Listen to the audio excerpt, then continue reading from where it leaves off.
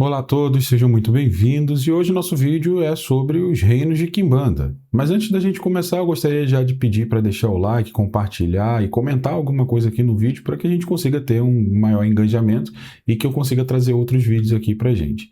Também gostaria de pedir desculpa pelo tempo de ausência, a gente estava no processo de iniciação dentro da nossa tradição de Quimbanda e isso acaba sugando muito tempo da gente, então eu acabei não podendo estar gravando, estudando para poder trazer material novo para vocês, mas prometo que agora a gente vai ter um pouquinho mais de assiduidade nos nossos vídeos aqui. Quando falamos sobre os chamados 7 reinos de Quimbanda, é necessário a gente fazer uma distinção importante. Muitas casas e tradições contemporâneas utilizam essa organização em suas casas, e isso faz parte da vivência interna dessas linhagens. No entanto, reconhecer o uso atual dessa estrutura não significa reconhecer que ela é uma herança africana antiga, muito menos afirmar que é uma estrutura preservada dos povos antigos bantus até a Quimbanda brasileira. A questão principal é histórica. Quando e em que contexto a ideia de 7 reinos de Quimbanda passou a circular com força dentro da nossa história da Quimbanda? Ao observarmos a formação da Umbanda urbana, a literatura do século XX e como a Quimbanda passou a ser representada por alguns autores, percebemos que os 7 reinos de Quimbanda parecem ser mais ligados a uma doutrina europeia do que uma questão da Quimbanda brasileira.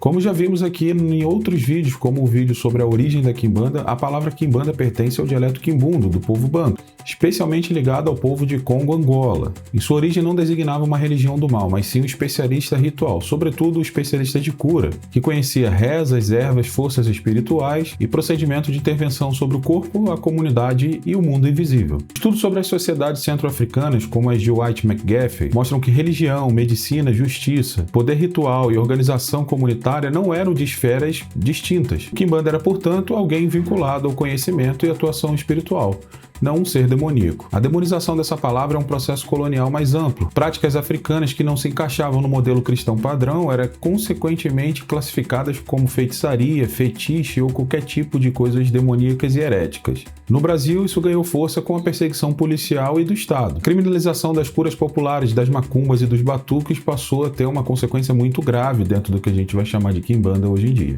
Como já vimos no vídeo sobre a origem de Exu e Pombagira, antes da Umbanda se consolidar como religião urbana organizada, havia no Rio de Janeiro um campo religioso plural, conhecido como Macumba Carioca. E novamente, eu sei que eu estou devendo um vídeo sobre Macumba Carioca e ainda vou fazer. Tá faltando pouco.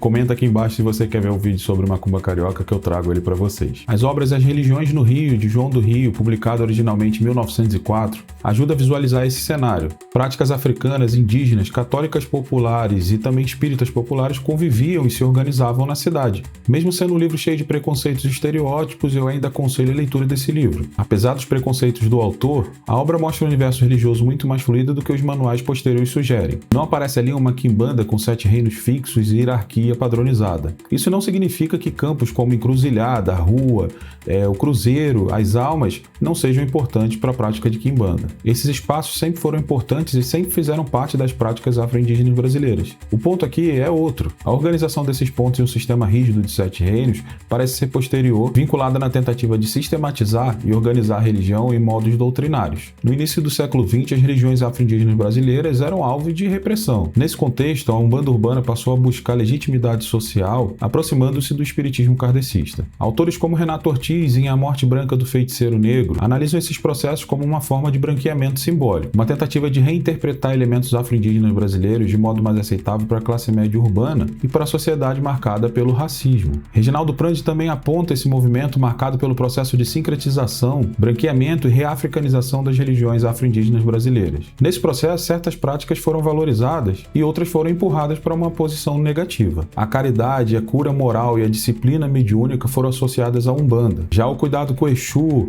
a vingança, o tipo de trabalho voltado para o bem material, tudo isso foi associado à Quimbanda. Essa separação não descrevia necessariamente a realidade complexa dos terreiros populares. Ela refletia o esforço de classificação moral feita por autores kardecistas, e também pelo cristianismo e pelo esoterismo europeu. E é nesse ponto que entra Leal de Souza, um dos primeiros autores a apresentar a Umbanda em forma doutrinária. Sua obra O Espiritismo, a Magia e as 7 Linhas de Umbanda, publicada a partir de artigos da década de 1930, ajudou a fixar literariamente a ideia das 7 linhas de Umbanda. Como a gente sabe muito bem, Leal de Souza não criou sozinho essa Umbanda branca e demanda. Ele escreveu a partir de um campo religioso já existente, mas sua obra teve papel importante na existência do que a gente vai chamar hoje de 7 linhas de Umbanda. O uso do número 7 também precisa ser analisado de forma histórica. O 7 possui uma presença muito forte dentro do esoterismo europeu, na astrologia clássica e na teosofia, no hermetismo popularizado e em várias formas de ocultismo moderno. Isso não significa que todo o uso do número 7 seja algo falso ou de exclusividade europeia, mas é necessário reconhecer que a organização específica da Umbanda em 7 linhas dialoga com esse ambiente esotérico e kardecista do século XX. A partir daí, cria-se uma lógica de oposição. Se a Umbanda passa a ser representada como uma religião de luz, caridade e evolução, a Quimbanda começa a ser descrita como contraponto moral. Essa posição se fortalece com Lourenço Braga, especialmente em sua obra Umbanda Magia Branca e Quimbanda Magia Negra. Obra essa que foi publicada em 1942. E esse sim é um livro que eu nem aconselho a ler porque ele não tem nada que seja relevante para a gente poder levar em consideração sobre a Umbanda, a não ser que você seja uma pessoa curiosa para saber o que não se deve fazer dentro da Quimbanda ou acreditar sobre a Quimbanda. Afinal de contas, foi um livro escrito por uma pessoa que visava a demonização da Quimbanda de forma que desse valorização a uma Umbanda que ele praticava. O próprio título do livro já mostra o que ele quer dizer. Umbanda como magia branca e a Quimbanda como magia negra. Essa divisão entre magia branca e magia negra não pertence às cosmologias afro-indígenas brasileiras. Ela é uma classificação moral europeia, já que magia branca seria a luz da moralidade e magia negra a ausência da luz da moralidade. E essa moralidade é marcada por valores cristãos ou cultistas e bem racistas. Quando Lourenço Braga organiza a Umbanda e a Quimbanda nesses termos, contribui para consolidar que a Umbanda ocupa um lugar de religião legítima, enquanto a Quimbanda passa a ser associada à demanda, ao feitiço e a uma espiritualidade muito perigosa. É nesse contexto que as linhas ou reinos de Quimbanda ganham um sentido. Se a Umbanda tinha 7 linhas, a Quimbanda passou a ser pensada, por analogia, como portadora de uma estrutura correspondente, porém moralmente invertida. Não se trata de afirmar que os 7 reinos são criados de uma vez só por um único autor, mas de reconhecer um processo. Primeiro, a Umbanda é sistematizada em 7 linhas. Depois, a Quimbanda é definida como seu lado oposto. Em seguida, autores e tradições passam a organizar esses campos em linha, reinos e falanges. Outro autor decisivo nessa história é Aloysio Fontinelli, especialmente em seu livro chamado Exu, publicado na década de 1950. Fontinelli aproxima Exus de figuras da demonologia europeia como Lúcifer, Beelzebub e Asmodeus. Essa aproximação desloca Exu do seu campo afro-indígena brasileiro para um vocabulário cristão e ocultista. Exu deixa de ser interpretado prioritariamente como força de caminho e passa a ser lido por comparação com demônios europeus. Essa associação teve grande impacto na forma como Exu, Pombagira e a própria Quimbanda foram compreendidos por parte da literatura religiosa posterior. A influência da Goécia, dos grimórios europeus, da teosofia e do ocultismo moderno ajudou a construir uma imagem hierarquizada, demonológica, quase administrativa das entidades de esquerda. Nesse sentido, a ideia dos reinos de Quimbanda se aproxima mais de uma sistematização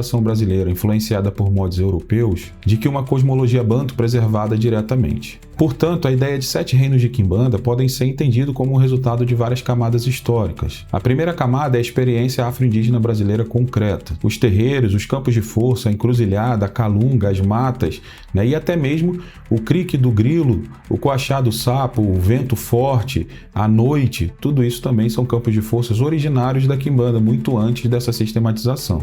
A segunda camada é a sistematização da Umbanda urbana em 7 linhas. A terceira é a oposição entre Umbanda e Quimbanda como magia branca e magia negra. A quarta é a influência da demonologia cristã e do esoterismo europeu na interpretação de Exu e das entidades de esquerda. A distinção é fundamental. Não se trata de negar que existam campos espirituais de trabalho, nem de validar casas que utilizam a estrutura de reinos. A questão é não confundir a construção doutrinária brasileira do século XX com uma cosmologia banto originária universal. A encruzilhada tem fundamento, a calunga tem fundamento, o mar tem fundamento, a estrada tem fundamento, a noite tem fundamento, os ventos têm fundamento, o crique do grilo tem fundamento e assim vai.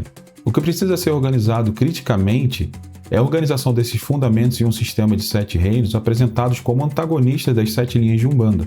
O problema maior está na função que essa estrutura assumiu em diversos discursos. Reforçar a ideia que a Umbanda seria o campo do bem e a Quimbanda atuaria somente nos reinos do mal. Essa oposição reproduz categorias coloniais, pois associa o que é socialmente aceito à luz, à evolução e à caridade, enquanto desloca para a Quimbanda aquilo que é material, corporal, africano ou que é difícil de controlar moralmente. Por isso, historicizar os 7 reinos não destrói a tradição. Ao contrário, permite estudá-la com mais seriedade. Uma casa pode trabalhar com os 7 reinos e conhecer nesse ritual algo valioso. O problema começa quando esse modelo é apresentado como verdade absoluta, ou obrigatório para todas as quimbandas. A quimbanda não precisa ser explicada como o lado maligno da Umbanda. Ela deve ser compreendida como uma tradição afro-indígena brasileira própria, atravessadas por saberes banto, práticas populares, reorganizações urbanas, perseguição religiosa e resistência cultural. Os 7 reinos, nesse sentido, devem ser vistos como uma construção histórica brasileira, formada no contexto da literatura umbandista do século XX e da demonização da quimbanda como contraponto das 7 linhas de Umbanda.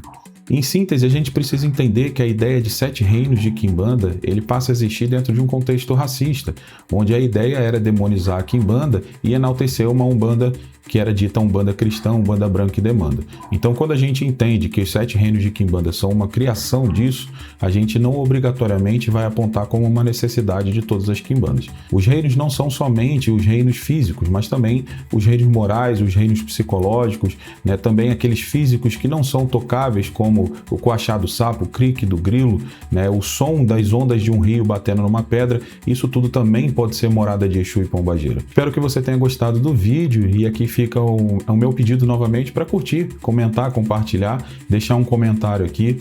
Eu acho que isso é muito importante para eu ver, ter um termômetro sobre o meu trabalho, né? Se tiver qualquer crítica, pode deixar aqui, as críticas com fundamento vão ser respondidas, né? Eu agradeço todo mundo que tem procurado o meu trabalho aqui, tem me dado muita força para continuar. Peço novamente desculpa pela demora para postar, prometo que não vou demorar mais, né? E até a próxima. Tchau.